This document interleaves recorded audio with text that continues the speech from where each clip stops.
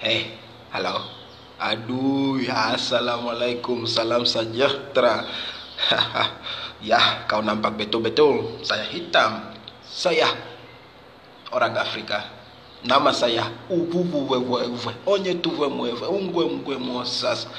Janganlah coba sebut, nanti mulut kau akan sakit. Aduh, hey.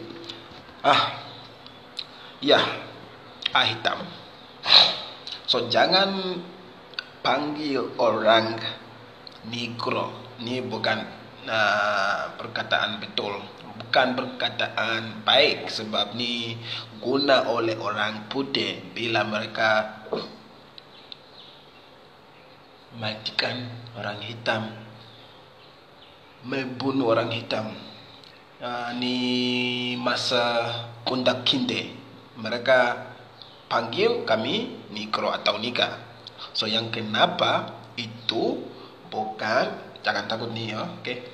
I save, tak akan apa-apa. Ya.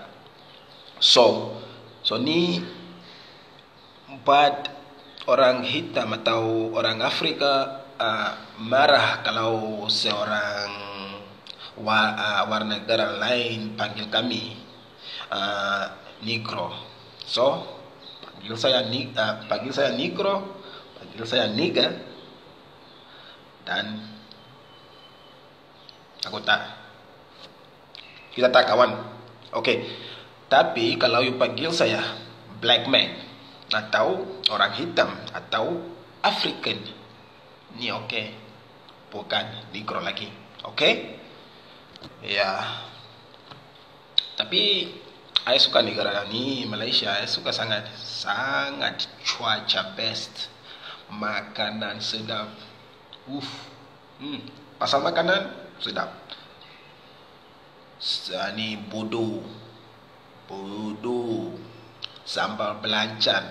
Dulu saya tak nak makan pedas, tapi sekarang ni saya tak nak makan tanpa pedas. Jangan gelak kalau saya sebut salah, sebab orang juga tak pandai berbahasa Inggris. Kalau saya nak speaking English sekarang ni, korang nak lari dari sini, betul tak?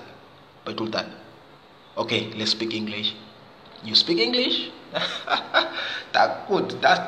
Okay, so jangan gelak kalau saya buat salah sebut bahasa korang punya. Okay? Iya.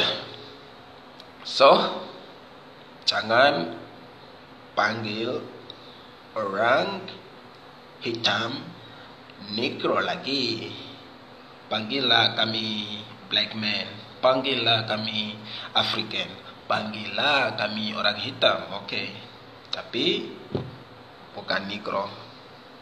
Ya, yang kawan saya boleh panggil mereka niga ni, sebab saya punya macam permisi, sebab ni macam tak tahu nak cakap macam mana. Tapi ya, saya sudah kata atau sudah explain kenapa itu bukan elok panggil orang hitam negro kan. Yap. So itu sahaja. Terima kasih kerana you tengok ni muka saya. I tahulah itu handsome, tapi I tak nak mengarut ni. Dulu I mula dengan baik-baik cakap, pandai-pandai, tapi sekarang ni I dah mengarut. Gila, overtake. Okay. Bye-bye. Terima kasih. Remam sikit, okay? Bye.